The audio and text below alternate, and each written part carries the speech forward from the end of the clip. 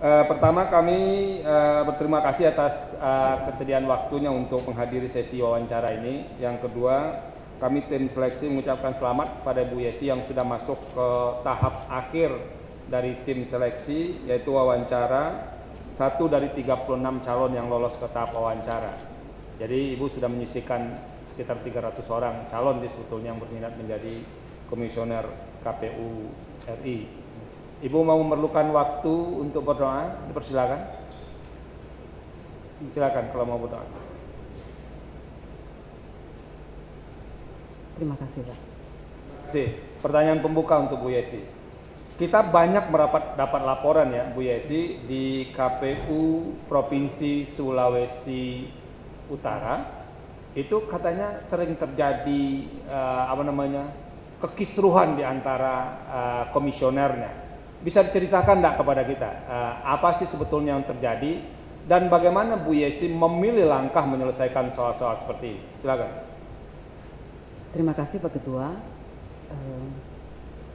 Memang sepanjang kami bersama dari 2013 sampai hari ini, 2 tahun pertama itu kami mengalami persoalan perbedaan latar belakang untuk bekerja bersama secara kolektif kolegial. Jadi ada yang latar belakang penyelenggara pemilu, hanya saya sendiri, ada dari NGO, ada dari dosen, ada dari guru, dan ada yang satu itu dari Kementerian Agama.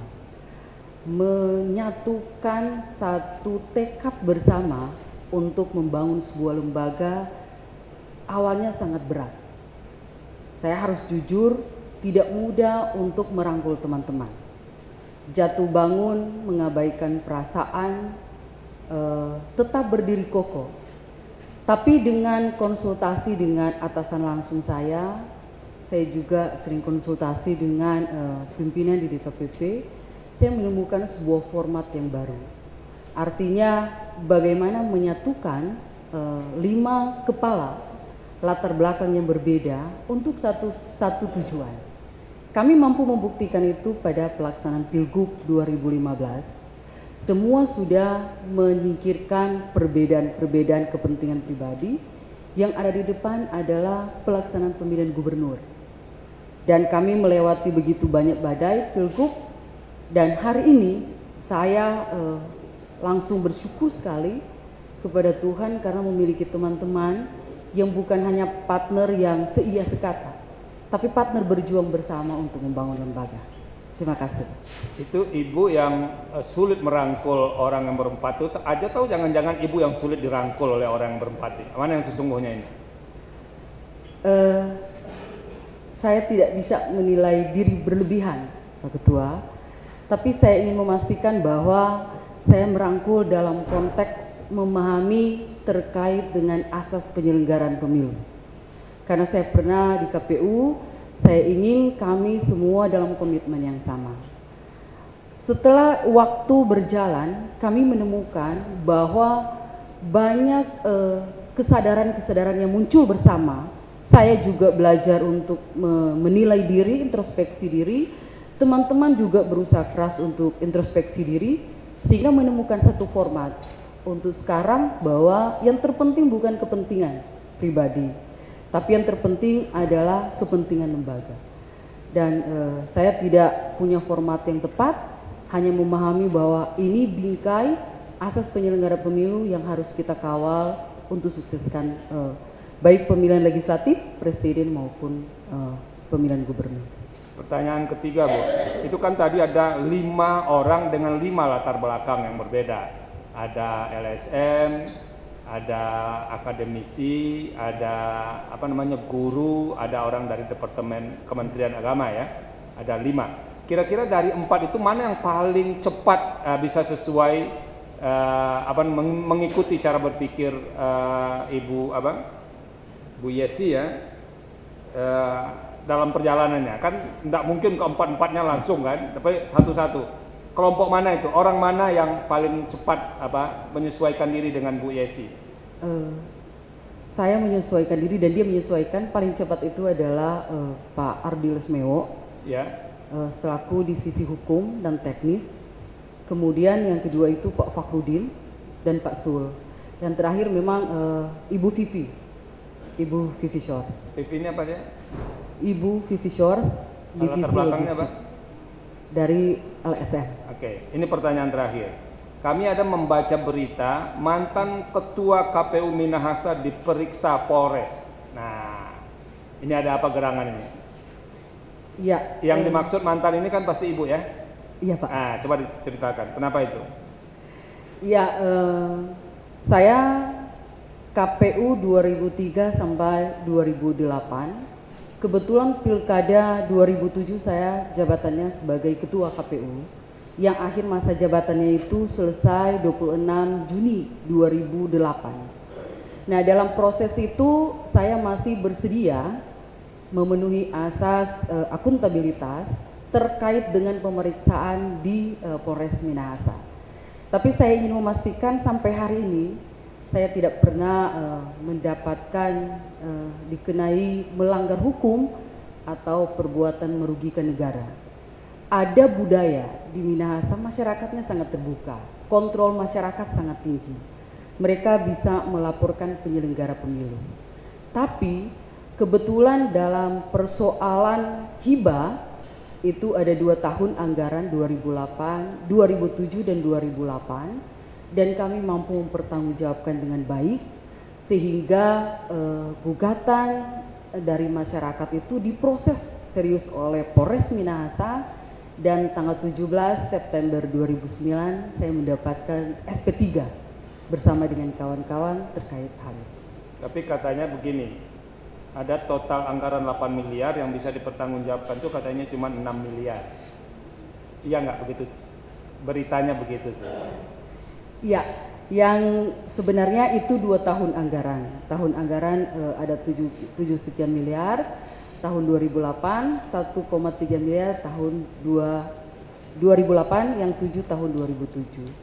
Tapi sudah ada pemeriksaan BPK karena 33 bulan setelah tahapan selesai memang ada proses pemeriksaan. Semuanya berjalan sesuai dengan aturan dan kami semua sudah mengikutinya, dan saya bersama dengan teman-teman mengikuti proses juga.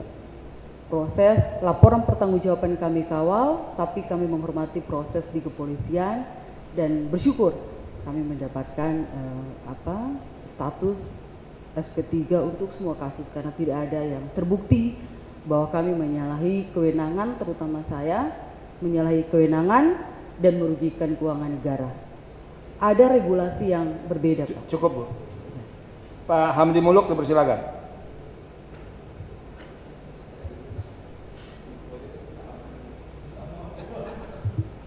Pak Widodo, silakan Pak.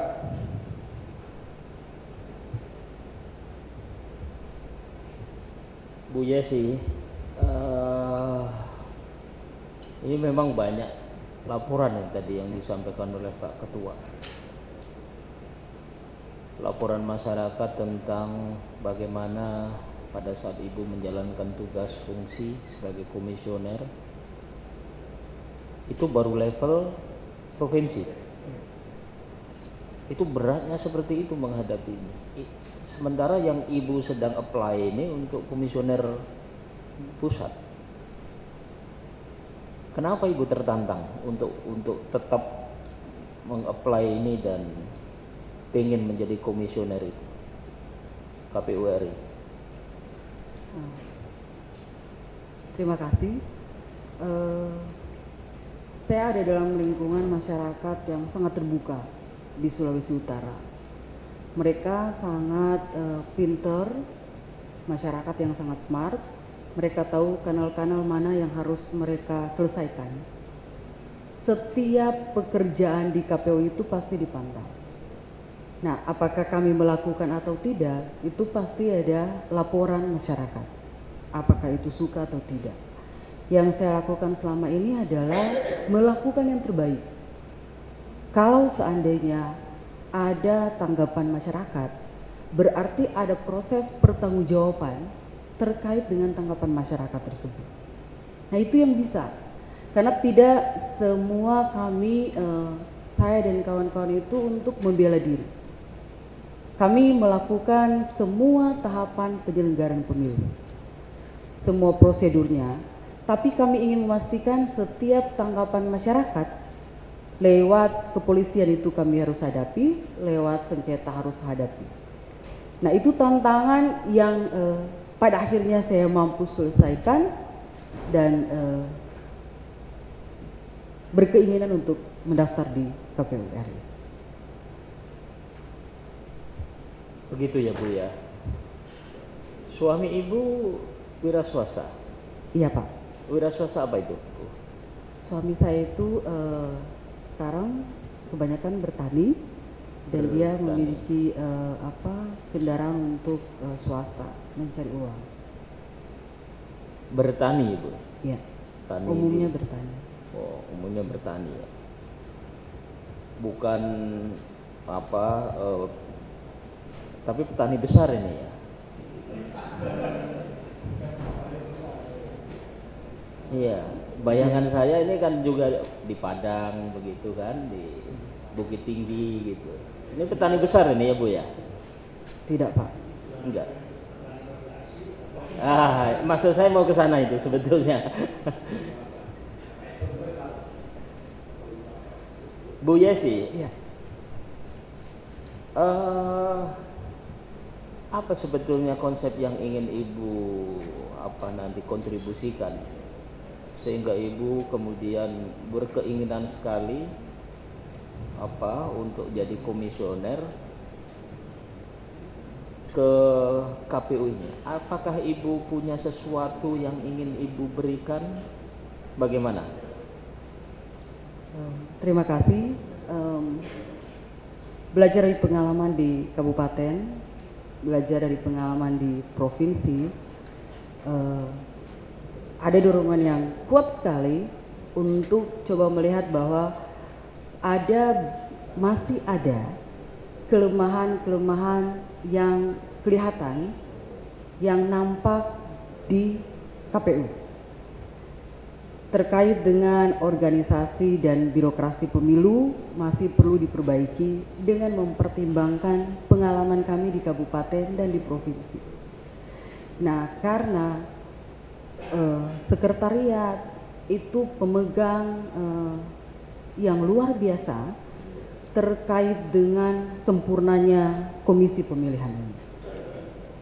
Belajar dari pengalaman ini, maka mengambil bagian untuk hadir di KPU RI untuk mendorong salah satu dari sekian hal terkait dengan organisasi dan birokrasi pemilu. Kalau ada laporan Ibu kurang menjaga independensi ini bagaimana? Semua bisa melaporkan, itu asas terbuka, masyarakat sangat memahami. Tapi sikap kebijakan kita yang kita tunjukkan bahwa kita tidak berpihak, tetap independen, tidak terpengaruh dengan pihak lain dalam pengambilan keputusan. Ada pengalaman Ibu seperti itu? Dalam pemilihan gubernur tahun 2015, pengalaman kami itu terkait dengan calon bebas bersyarat dari yang diusung oleh Partai Golkar, PKPI dan PKB. Secara umum semua merasakan bahwa kami akan berpihak, terutama misalnya saya dalam kapasitas ketua karena saya lahir dari KPU kabupaten yang kebetulan bupatinya itu dari partai yang sama. Tapi kami menyatakan bahwa kita berteman, hubungan tetap dijalin, tapi tugas dan kewenangan saya seperti ini dan kami tegas mengambil keputusan bahwa bebas bersyarat itu tidak memenuhi syarat. Nah, itu kami lakukan berbeda dengan KPU Manado yang menetapkan calon yang bebas bersyarat itu memenuhi syarat. Ini bukan pertarungan yang mudah untuk konteks provinsi, tapi kemampuan kami untuk menetapkan sehingga tidak merugikan calon karena mereka punya waktu untuk mempersiapkan calon untuk mengganti yang sudah digugurkan sebagaimana rekomendasi Bawaslu. Nah, saya pikir itu pembuktian yang besar bagi kami untuk menentukan bahwa kita berteman, kita saling mengenal, tapi terkait tugas dan tanggung jawab kita harus menghormati masing-masing. Soal DPT, daftar pemilih ya Bu ya. Ibu punya konsep apa ini? Ini kan selalu persoalan aja, dari pemilu ke pemilu, nanti ke pilkada juga. Ini jadi satu soal. Belajar dari pengalaman di kepulauan terkait dengan DPT itu memang kami merasakan paling tepat seandainya KPU yang mengelola sendiri terkait dengan DPT, daftar pemilih tetap, atau minimal ada satu tempat untuk setiap tahun itu diupdate. Jadi datanya. data Dukcapil itu kita abaikan aja, kita mulai dengan sesuatu data yang baru begitu maksudnya. Memperbaiki tidak kan perlu pemutakhiran begitu. Pemutakhiran dibutuhkan, tapi kan sekarang ini persoalan adalah dari sebuah lembaga ke lembaga KPU.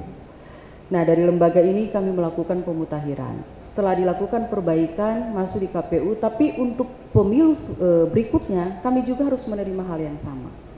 Jadi yang paling tepat adalah seandainya lebih memudahkan penyelenggara pemilu ketika dikelola oleh KPU misalnya.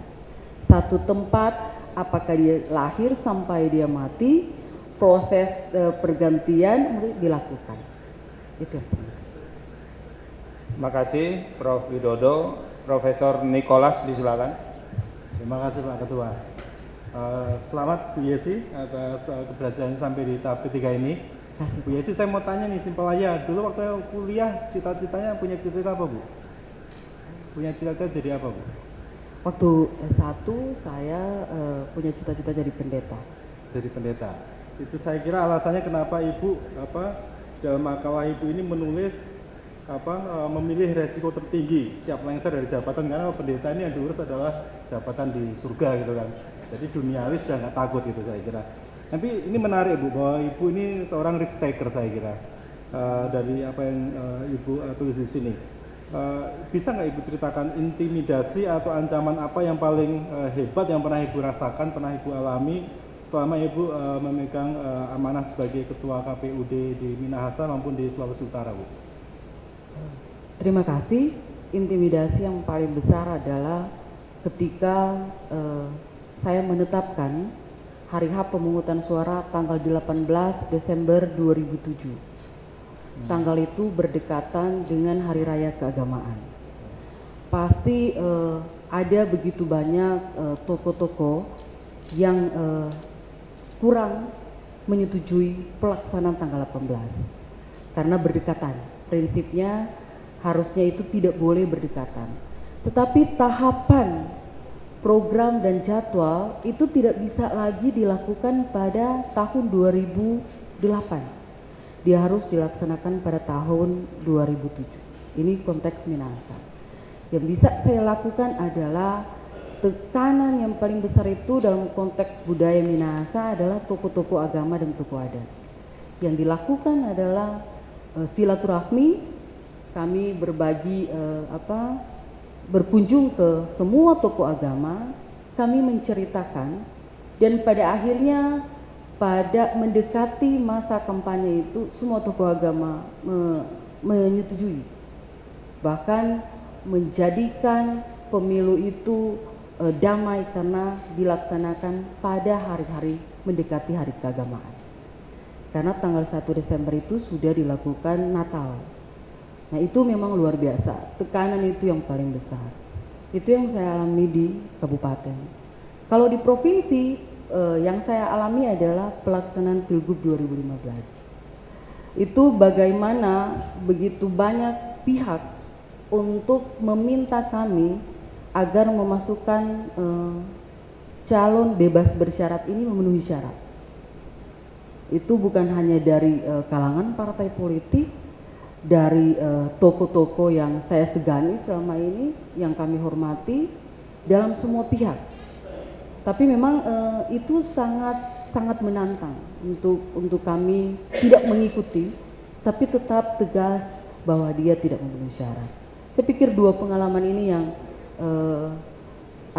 membuat saya itu sangat berarti sekali mengambil keputusan-keputusan di detik terakhir terkait kegiatan ini. Pada saat-saat kritikal seperti itu, Bu, Ibu tahun 2007 itu baru berumur 29 tahun ya, Bu ya? Iya. Iya kan? Sekitar itu lah kira-kira kan. Artinya kalau dalam kondisi yang sangat berat seperti itu, Ibu berkonsultasi dengan siapa atau apa yang Ibu lakukan sebelum membuat keputusan itu? Yang pasti pengambilan keputusan tertinggi itu dalam rapat pleno di KPU. Setelah itu kami punya atasan langsung baik KPU Provinsi maupun KPU RI. Nah, dalam keadaan yang sangat itu kami pun berbagi mendengarkan nasihat dari pihak yang kami anggap sangat objektif. Misalnya di Sulawesi Utara teman-teman Muslim coba meminta nasihat kepada pimpinan agamanya, kami juga yang Kristen dan Katolik meminta nasihat seperti ini. Dan kami bersyukur ini merupakan strategi yang paling tepat dalam pengambilan keputusan yang ditekan oleh waktu dan harus mengambil keputusan yang paling bijak dalam situasi itu.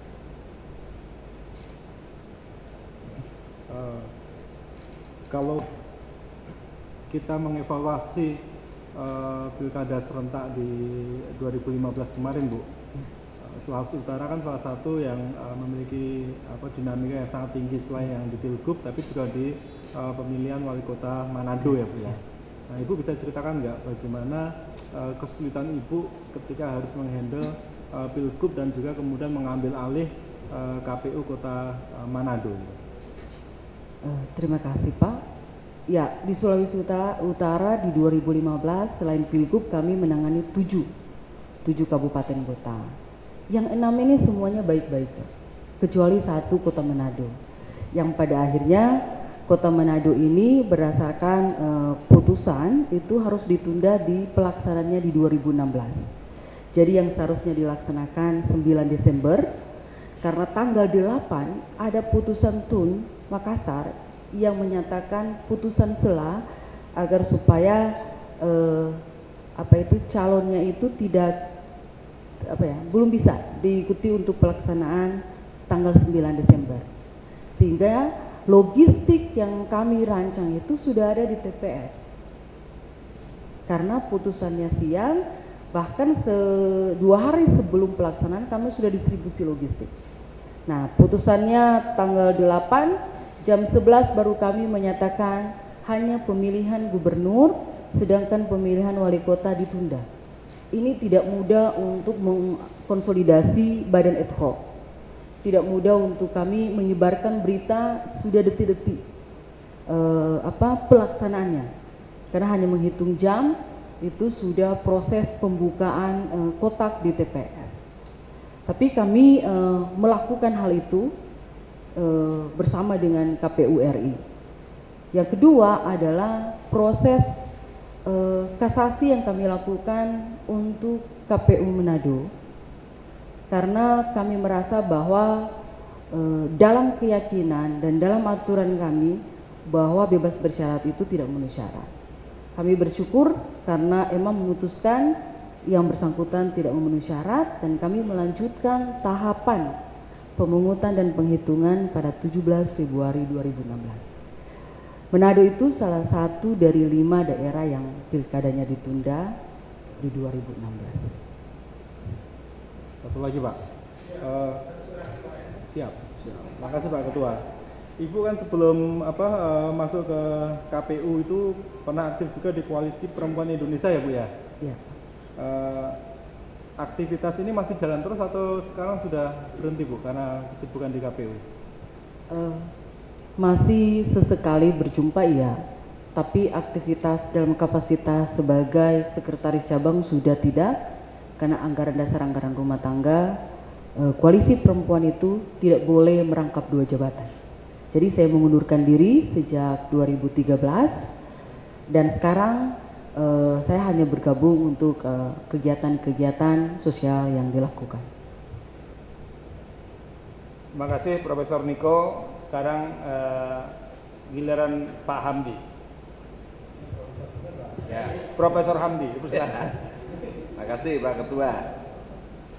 Bu Yesi, terlepas dari tadi berapa kontroversial yang ada di KPU Sulut dan tadi Ibu sudah memberikan klarifikasi dan penjelasan pada kita.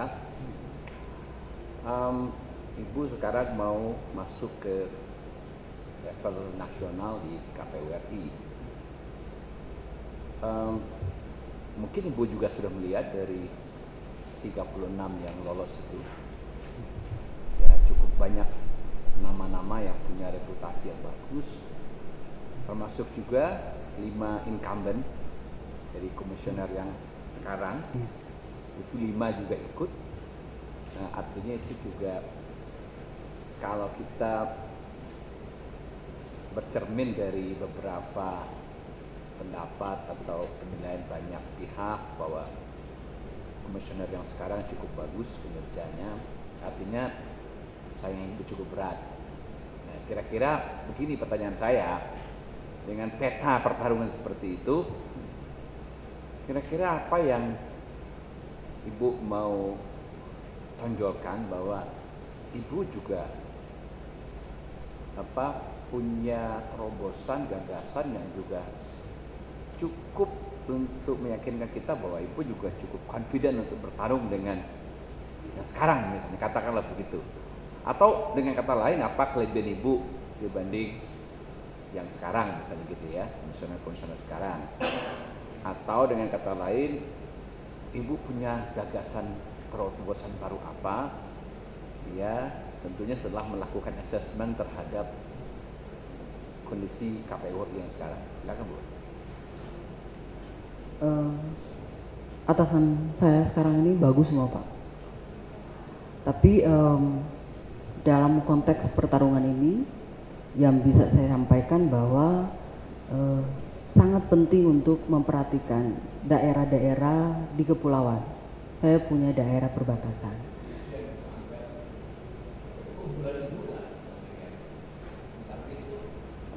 Iya, sambil Indonesia Timur, saya ada di daerah Indonesia Timur yang belum banyak hal yang belum terangkul dalam regulasi terkait hal ini. Yang kedua adalah pengalaman di Minahasa dan di provinsi itu menjadi kekuatan bahwa kami pun di KPU di provinsi itu sudah tegas sekali berpegang pada prinsip-prinsip atau asas penyelenggaraan pemilu untuk mewujudkan pemilu yang berkualitas.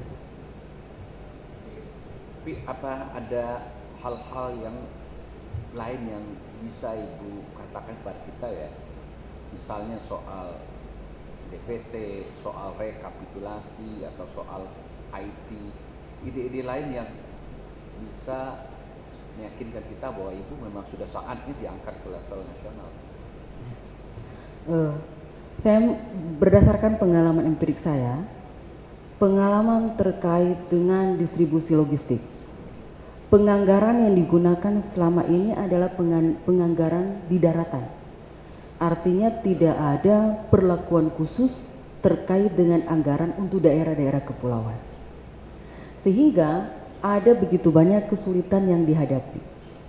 Yang paling penting sekarang ini bagaimana pemilu ke depan itu memperhatikan untuk ada penganggaran khusus terkait dengan daerah-daerah yang bukan daratan. Nah, itu yang sangat penting menurut saya untuk dilakukan. Yang kedua terkait dengan distribusi ini, sangat penting untuk memastikan bahwa distribusi ini harus dilakukan menggunakan jadwal yang non tahapan. Sehingga kami memastikan sampai di TPS itu tepat pada waktunya.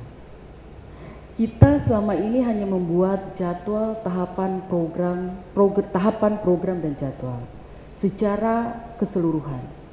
Tapi yang non teknis yang sangat berpengaruh terhadap pemungutan dan penghitungan suara itu belum dilakukan. Nah, perlu ada jadwal khusus terkait dengan logistik. Apakah dia dimulai dengan proses tender sampai pada logistik itu kembali ke KPU Kabupaten untuk proses rekapitulasi. Ini perlu ditata sehingga tidak berbenturan, tidak tersisi, tidak ada istilah jadwal tertunda atau logistik itu tidak sesuai dengan daerah pemilihannya, tidak sesuai dengan tempat. Kita harus memastikan itu, terutama di daerah. Yang kedua terkait dengan birokrasi dan organisasi dan birokrasi pemilu. Kami mengalami kesulitan-kesulitan di kabupaten, kota, dan provinsi ketika ada dukungan sekretariat yang tidak maksimal. Nah, kita butuh sekretariat itu yang memenuhi asas yang benar-benar kuat dan tegas memegang asas penyelenggara pemilu. Sehingga komisionernya bagus, sekretariatnya bagus, pasti berjalan dengan bagus. Nah, kami menemukan ini di salah satu kabupaten, di salah satu kota di Kota Mobagu. Ketika penyelenggaranya memenuhi asas penyelenggara pemilu, ketika sekretariatnya juga memenuhi asas penyelenggara pemilu, mereka terpilih menjadi KPU yang berintegritas. Tapi ketika diganti sekretariatnya, kami tidak menemukan ada terobosan yang baik atau mempertahankan hal-hal yang baik yang pernah mereka dapat. Jadi sangat penting sekali untuk dilakukan hal itu. Itu pengalaman di dua. Sekretariatnya pusat sekarang gimana? Sepanjang yang saya bersama dengan beliau bekerja baik. Tapi pada saat pelaksanaan pilgub, beliau mungkin melakukan tindakan keluar daerah, keluar negeri pada saat pelaksanaan tahapan. Jadi dalam proses pemilihan gubernur, pada saat DPT, penetapan DPT, kami mendapat kabar bahwa sekretariat kami itu bersama timnya keluar negeri ke Hong Kong. Saya membutuhkan, iya, saya membutuhkan sekretariat yang tidak bisa keluar selama pelaksanaan tahapan.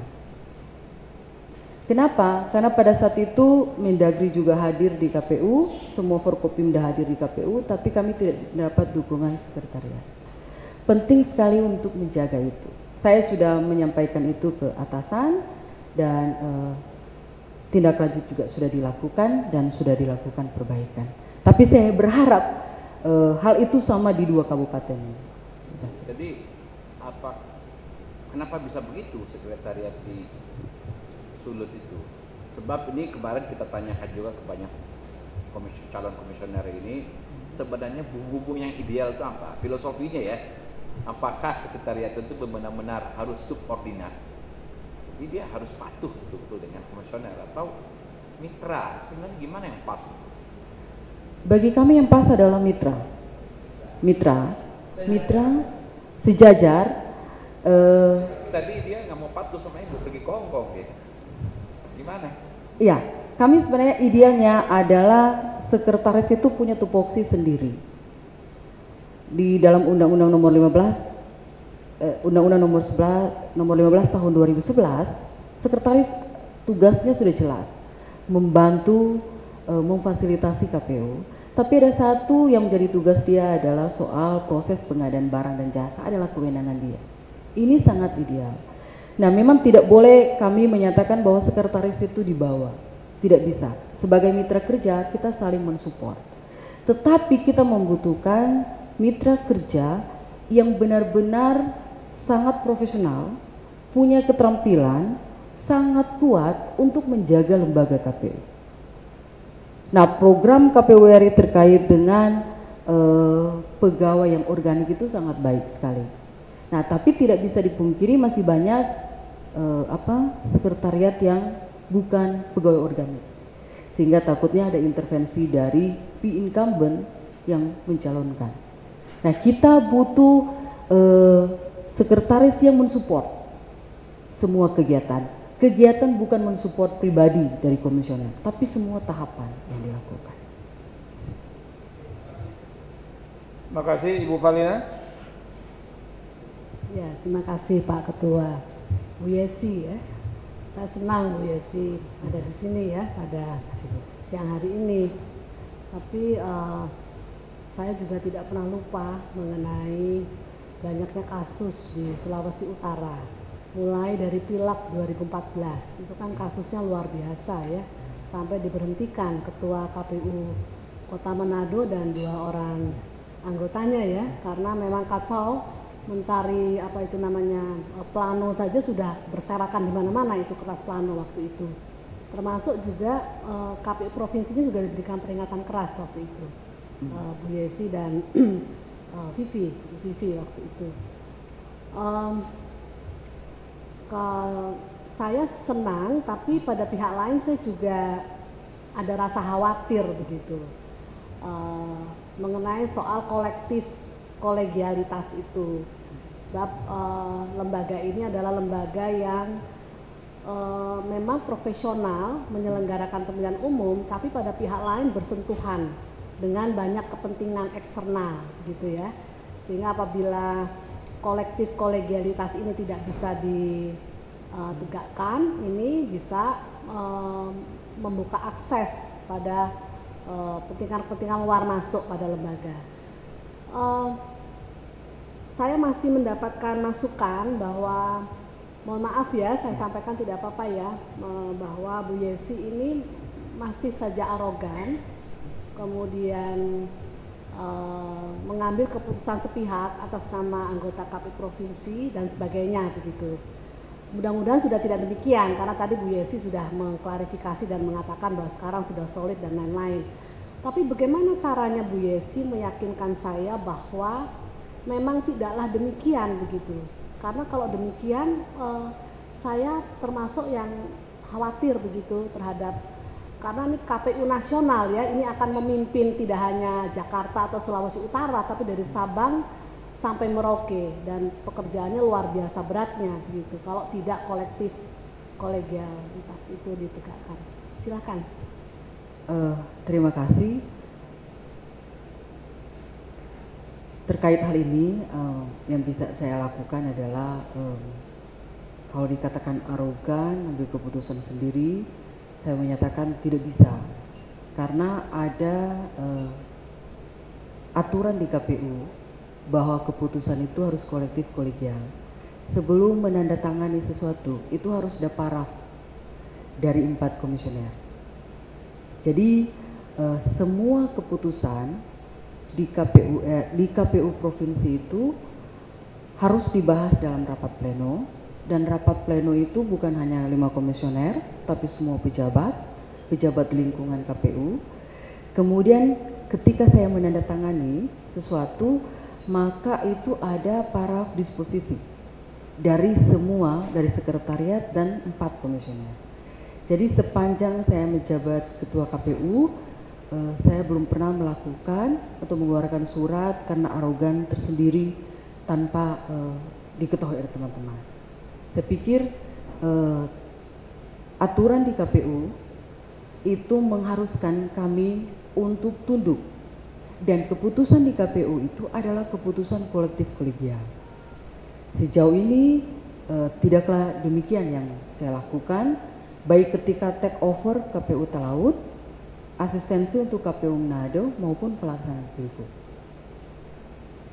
Sekali lagi tidak seperti itu, karena ada yang membatasi untuk melakukan hal itu. Yang kedua, saya belum pernah mendapatkan peringatan keras dari DKPP. Saya mendapatkan peringatan terkait non teknis pemilu ketika salah satu komisioner itu menyurat ke DKPP. Nah, itu memang tidak bisa saya sampaikan, karena persoalan suka tidak suka itu tidak bisa saya nilai secara berlebihan sepanjang itu tidak diatur dalam aturan. Jadi sekali lagi itu yang saya lakukan selama ini di KPU provinsi. Baik, terima kasih. Nanti dilihat lagi putusan DKPP tahun 2014 itu. Terima kasih Bu Valina. Profesor Ramlan, silakan. Ya, sini sudah pendeta toh? Saya hanya sekolah, Pak. Tidak pernah pendeta. Walaupun demikian cara bicaranya sudah seperti pendeta itu. Saya satu pertanyaan saja ya. Ini sehubungan dengan soal sekretariat tadi itu.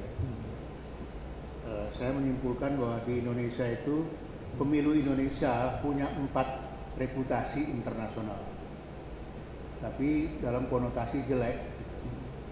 Reputasi yang keempat itu adalah KPU di Indonesia adalah KPU satu-satunya di dunia yang hands on baik dalam hal kebijakan maupun teknis. Karena itu di negara-negara lain itu anggota KPU-nya yang pleno tadi itu hands off dalam soal teknis, hands on di dalam buat peraturan kebijakan. Jadi mereka yang anggota KPU kolektif kolegial tadi itu sama-sama membuat aturan, membuat kebijakan, mengawasi sekretariat gitu. Tapi yang menjalankan secara teknis semua tahapan pemilu itu sekretariat gitu. Tapi di bawah arahan dan pengawasan anggota KPU gitu. Nah, di Indonesia tidak begitu. Bahkan kalau kita baca undang-undang itu di KPU itu ada 2 lembaga gitu kan. KPU menjalankan pemilu dibantu oleh Sekretariat Jenderal KPU atau di daerah dibantu oleh Sekretariat KPU provinsi gitu. Seolah-olah sekretariat itu bukan bagian dari KPU. Sekretariat menangani soal pengadaan distribusi logistik gitu. Nah, maka kalau pertanyaan saya, apakah kalau Ibu terpilih menjadi anggota KPU tingkat nasional, ini mau diperbaiki apa tidak? Atau ini sudah dianggap benar? Persoalannya mungkin bukan soal pengorganisasian, tapi soal tadi ya SDM-nya, atau ada orang arogan atau meninggalkan tugas dan sebagainya itu, atau sebenarnya ini masalah yang lebih strategis gitu. Gimana upaya Ibu misalnya untuk memperbaiki kinerja KPU? Terima kasih. Dalam pandangan saya sangat penting sekali untuk dilakukan perbaikan. Yang baik pasti dilanjutkan, yang kurang baik, yang pengalaman yang kami alami ini yang harus diperbaiki terkait dengan penentuan misalnya struktur sekretaris. Itu penting sekali. Kemudian bagaimana mereka itu bekerja sesuai, mereka itu terpilih, direkrut berdasarkan keterampilan. Berdasarkan keterampilan. Karena kalau tidak paham tentang ribetnya administrasi pemilu, berarti tidak mampu untuk mengelola administrasi. Nah, pengalaman kami ujung tombak di sekretariat itu terkait dengan administrasi pemilu. Administrasi pemilu itu sangat penting untuk dijaga dan didokumentasikan dengan baik. Administrasi pemilu berpengaruh terhadap proses-proses hukum yang dihadapi oleh komisioner. Administrasi pemilu juga ini sangat berpengaruh terhadap proses-proses tahapan yang memerlukan kerja yang sangat efektif tapi efisien. Nah, dalam proses ini keseluruhan pekerjaan itu hanya bisa dilakukan oleh penyelenggara yang benar-benar kuat berpegang pada sikap yang punya keterampilan pasti profesional tapi sangat berintegritas. Jadi saya khawatir sekretaris KPU Provinsi Sulawesi Utara itu pergi ke Hong Kong dan sebagainya karena memang tidak ada tanggung jawab yang jelas gitu. Ya karena memang yang disebut dalam undang-undang kan yang pengadaan distribusi logistik gitu. Tapi tahapan-tahapan yang ngerjakan cuma anggota KPU atau KPU provinsi gitu. Ada satu KPU, salah satu KPU terbaik di dunia itu ya. Bu Fadina, saya pernah mengunjungi ke Meksiko itu. Itu kami nggak pernah ketemu dengan anggota KPU-nya yang 11 orang itu. Karena mereka hanya datang waktu membuat keputusan aja gitu. Yang berdiskusi dengan kami yang tahu semua itu adalah soal orang-orang sekretariat gitu. Kalau di sini nggak begitu. Ini anggota KPU yang ngurus di teknis, yang mulai yang kecil-kecil semua juga anggota KPU. Sekretariat KPU, pegawai KPU pendidikannya setinggi apapun nggak akan bisa optimal bekerja karena apa? Dia hanya membantu gitu. Nah itu gimana komentar Ibu? Jadi penting sekali juga perbaikan terhadap tugas, wewenang dan kewajiban dari sekretariat.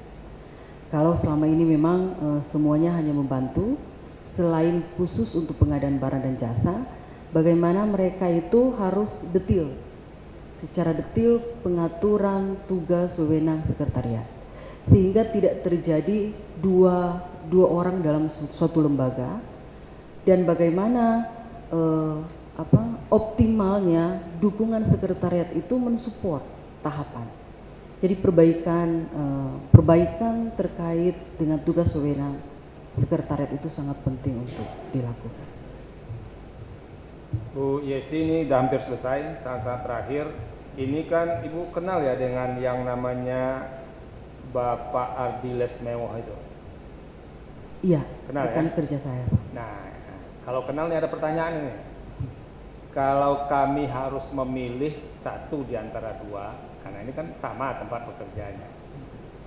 Kira-kira apa sih kelebihan Ibu Yesi dibandingkan Pak Ardiles sehingga kami harus memilih Bu Yesi?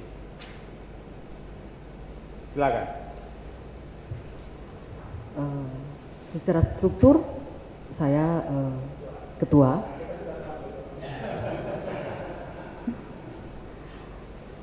Secara struktur juga adalah saya bisa sampai hari ini bermitra dengan beliau untuk melaksanakan tugas-tugas di KPU.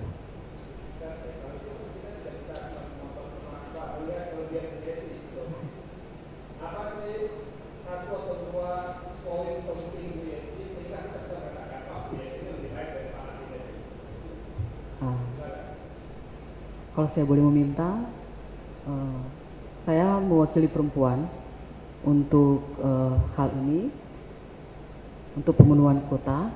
Yang kedua adalah saya punya 2 pengalaman sebagai di KPU Kabupaten dan di KPU Provinsi. Setahu saya Pak Ardiles masih punya pengalaman 1 anggota di KPU Provinsi. Yang berlebih 1 itu cukup untuk mengimbangi. Pak Ardiles kan doktor, Ibu baru master. Dari sisi pendidikan saya harus tunduk pada beliau, tapi dari sisi pengalaman empirik saya sama untuk dengan beliau. Kita akan lihat juga Pak Ardiles. Ya.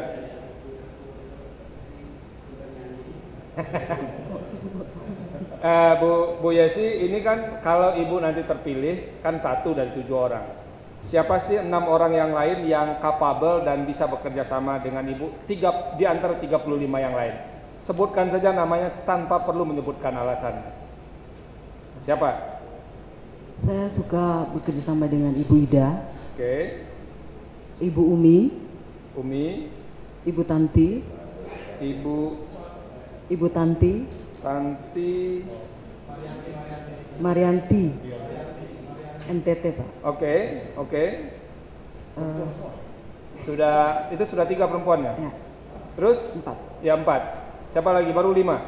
Saya suka dengan bekerja sama dengan atasan saya, Pak Hasim. Satu lagi? Pak Sigit dan... Oke. Jangan berlebih, Bu. Nggak boleh juga memilih berlebih. Pak Sigit. Oke. Ibu Yesi, ini ada pernyataan. Silakan Ibu baca. Kalau Ibu sesuai dengan isinya, isi data secara lengkap dan tolong dibacakan di hadapan kita bersama. Di situ, silakan duduk.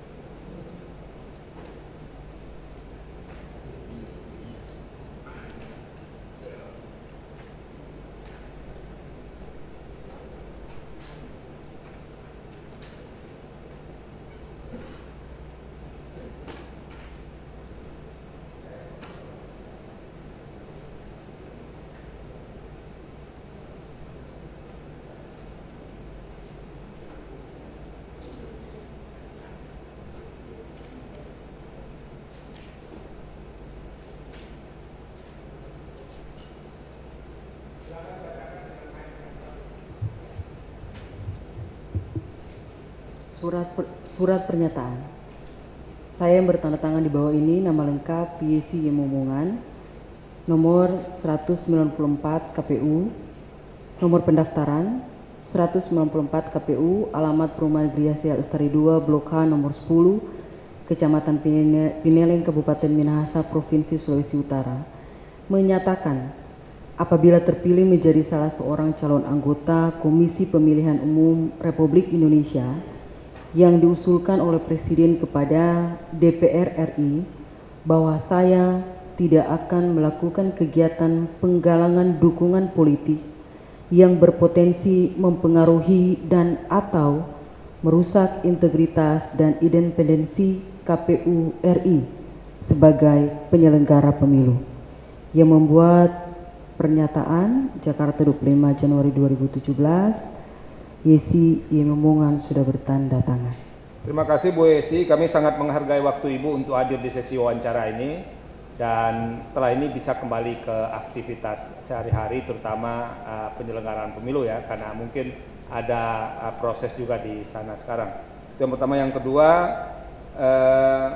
kita akan menunggu perkembangan di Timsel dan mudah-mudahan dalam waktu yang tidak terlalu lama akan bisa diikuti. Terima kasih. Kita akhiri sesi ke-6 hari ini dengan ucapan billahi taufik wal hidayah. Selamat sore. Assalamualaikum warahmatullahi wabarakatuh.